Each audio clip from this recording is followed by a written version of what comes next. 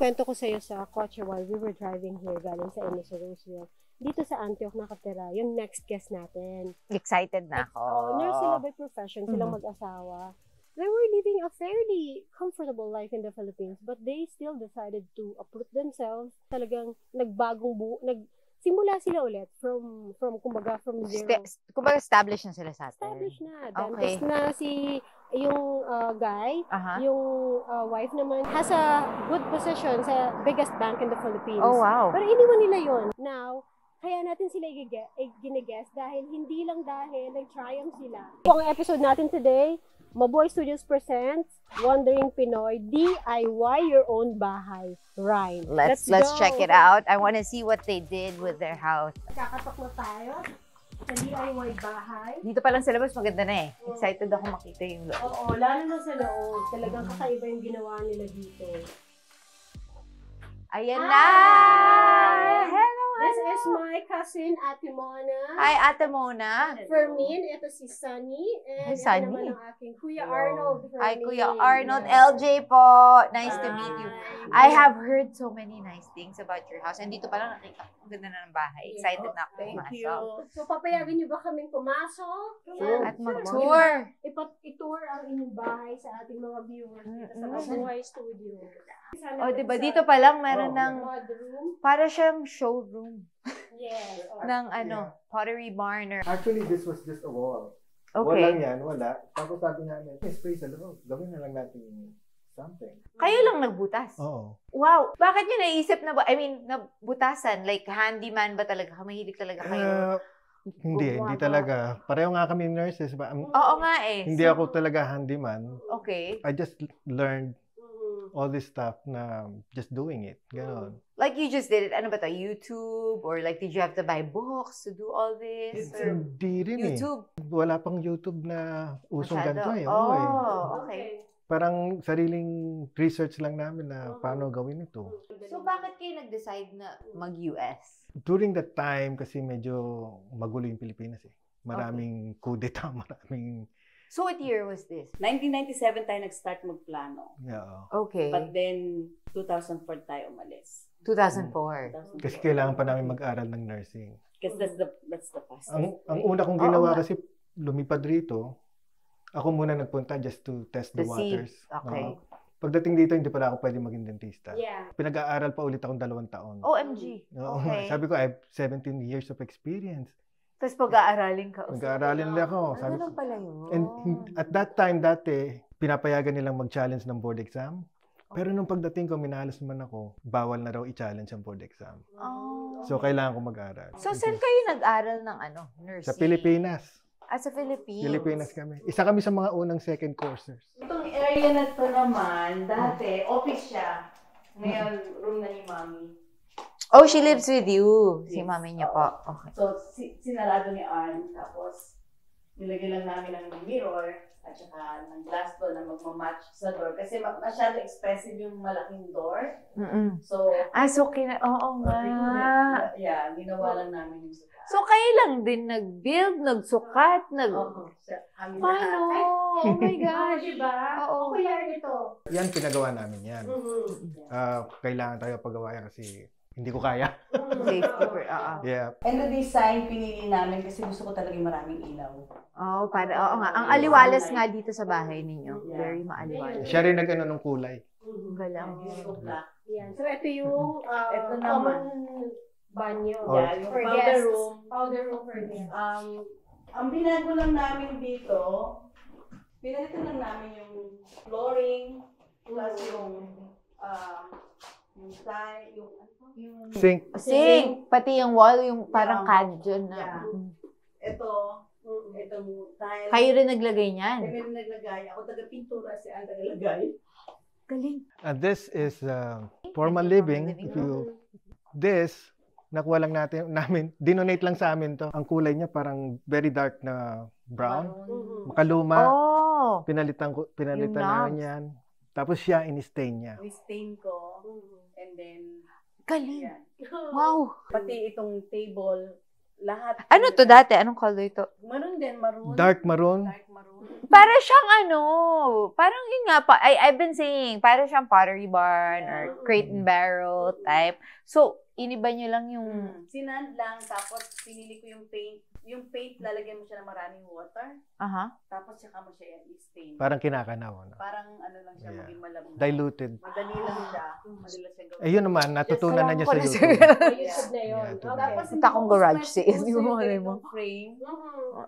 Originally, ano to yung sa IKEA Okay. na Venice. Okay. Sabi ng isang interior designer, huwag ka daw maglalagay ng painting na yung mga kunyari, Lugar. Golden Gate, yung mga places. So parang bigla ako nag-guilty dahil laki-laki pa niya. Ang mahal-mahal ng ganyang klase. So ano yung nilagay ko? Plaster of Plaster Paris lang. Plaster of Paris. Yeah. Tapos pinalagyan ko ano ng Para mag- frame. Tapos nilagyan ko na lang ng kahoy. So, ikaw lang gumawa nito. I mean, Yeah. na-amaze ako. Grabe. Ang galing. Si Andy, ito yung Kinagan nila wainscot, si Arnold. Yeah, if you notice lang, yung mga wall, yun. dati yan kahoy. We have 3 dogs. So yung kahoy nag-warp kasi. So hindi siya gagasga. Mm. So naging waterproof. Even the flooring, pinalitan din namin yan. And then yung window, tinanggal namin shutters. Kami rin gumawa nun. Anong tawag doon? Frame ng Ito, curtain? taas. the one covering the curtain. Yeah. Tapos may lighting sa taas. Meron ba parang blue meron light na din. Meron gumagana? yan. Yeah. Eto hindi nyo tinatanong. Ano yan? Saka lang ito niya sa labas. Ha? Tinanggal ko yung mga dahon.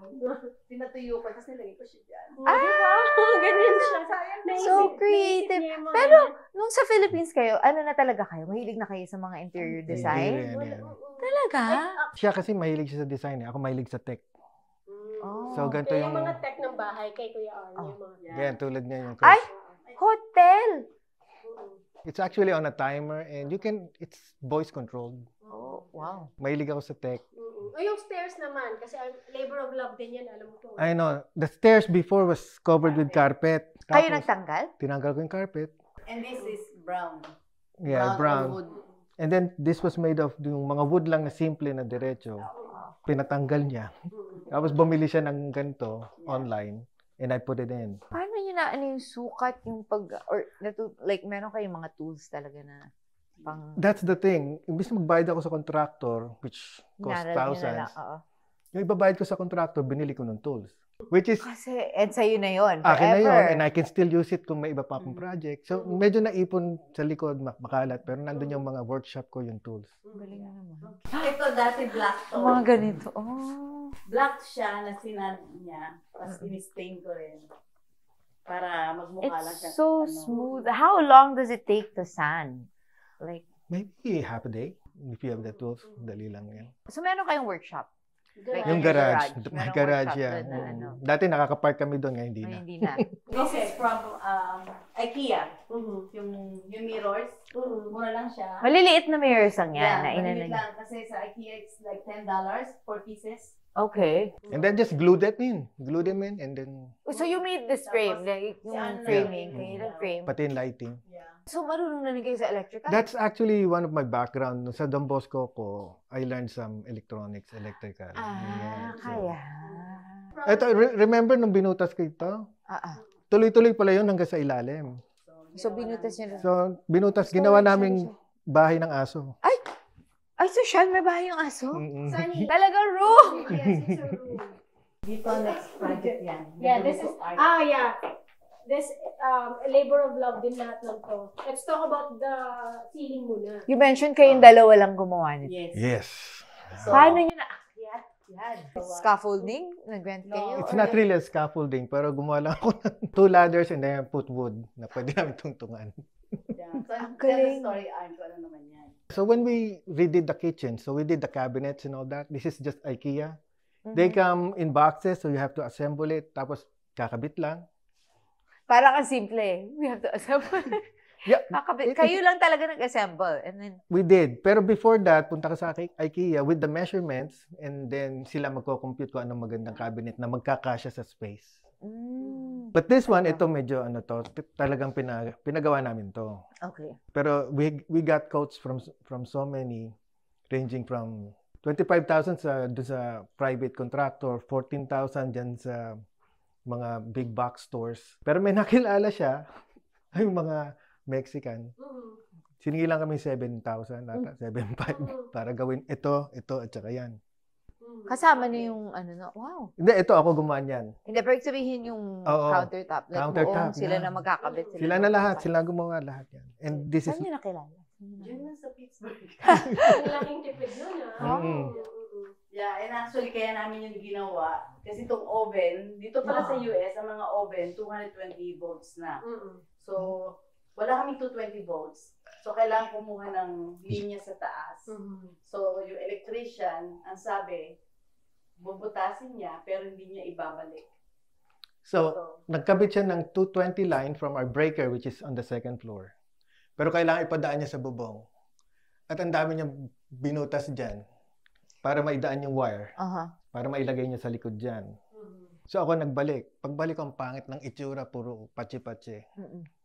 So, tinakpan ko na lang. Ito rin yung sa wall. Exactly, no? yeah. Pero this is wood. That is the wood type para madaling maipako. Kaso ang problema, yung mga kahoy, dahil hindi naman kami professionals, makikita mo yung dugtong niya, parang, alam mo yung intersections, parang ang pangit-pangit. So, pinalitan namin ng ilaw na ganyan para makover yung hindi magandang yun. Ang galing. Take us to the kitchen naman. Ang laki ng ref ninyo. Hindi ba mahal sa kuryente yan? Hindi naman.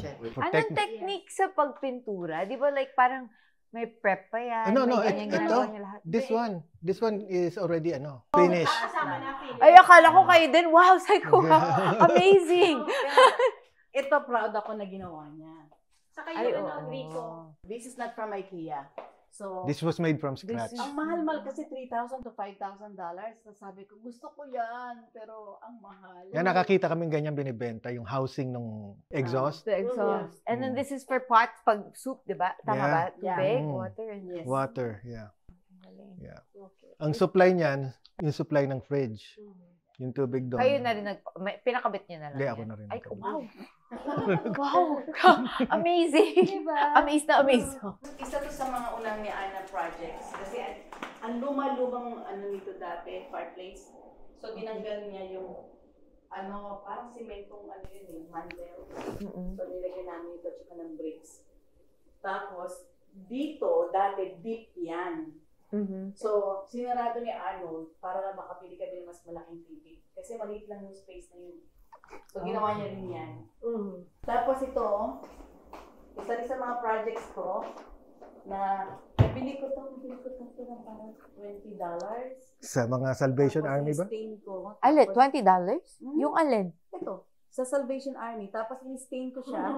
Yeah. Pupunta na ako sa Salvation Army. Tapos, Kasi bili lang ako ng ganito. Talinalitan ko lang siya. Tapos in-stain.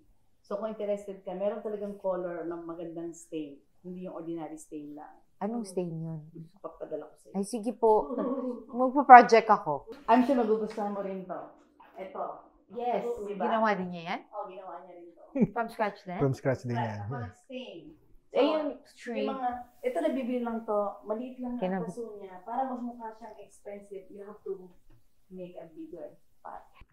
Ito, isa sa natakot akong gawin. It's a doggy door. Ang instruction dapat ilagay sa pinto kasi wood. You'll have to make an opening. Pero wala kaming pinto na kahoy eh. So, ginawa ko sa bahay. Takot na takot kasi bubutasin ko yung bahay. Oo. But it's automatic. They have a sensor and when they go in, Sige, ayan. let's try Sunny. Wow. Go. Meron silang automatic door. Yeah. And sensor nasa collar nila. Ang most recent project namin ito, Yeah, ito yung nandito kami. ginawa to- namin, tinanggal namin yung shutters. 2 months ago. Ito nakita ko to sa sa Instagram. And then yung pergola, Nabili ko yan, kit from Costco. Pero ang kit niya yung vinyl lang, which is the outer covering. Kasi sa loob niyan, may instruction, bibili ka dapat ng mga kahoy, wood. And those are very heavy. So, nung ginawa ko to, ang katulong ko mama ko, Who's how old? who's like 80 years old. Tumutulog siya bumuhat ng mga kahoy. Nakakatakot at mahirap gawin. tapos yung sahig ako gumawa. Siya lang lahat yan sahig. Yan. It's- Parang yan, parang Lego. So, ano yung ilalim nito? It's the same.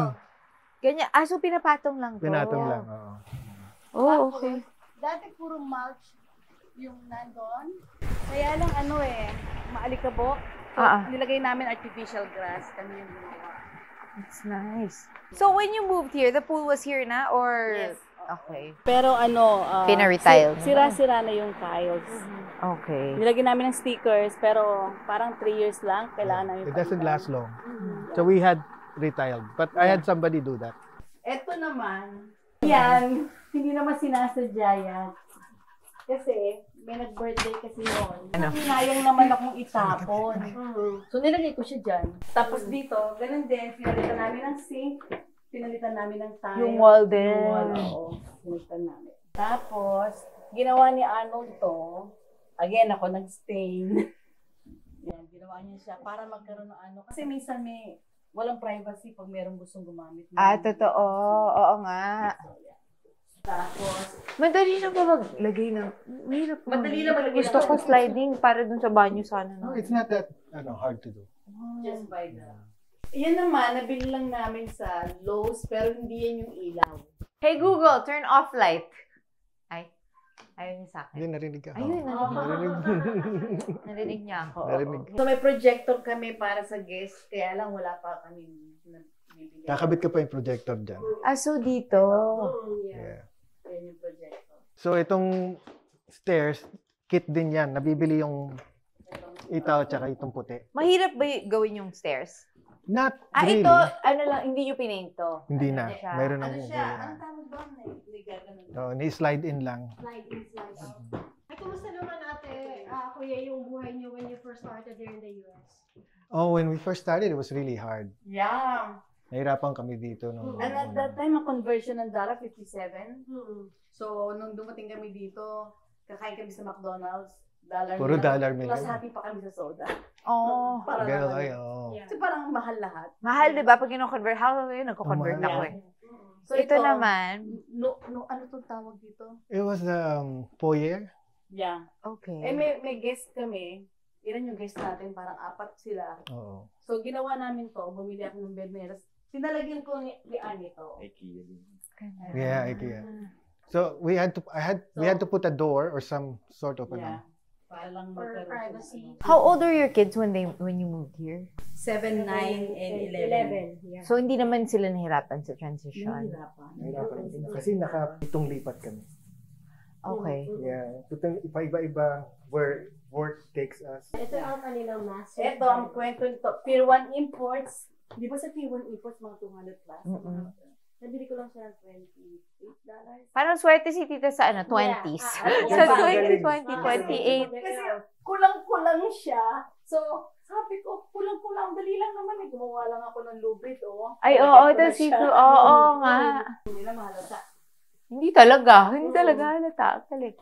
Tapos Ito, this, your closet, ito, IKEA.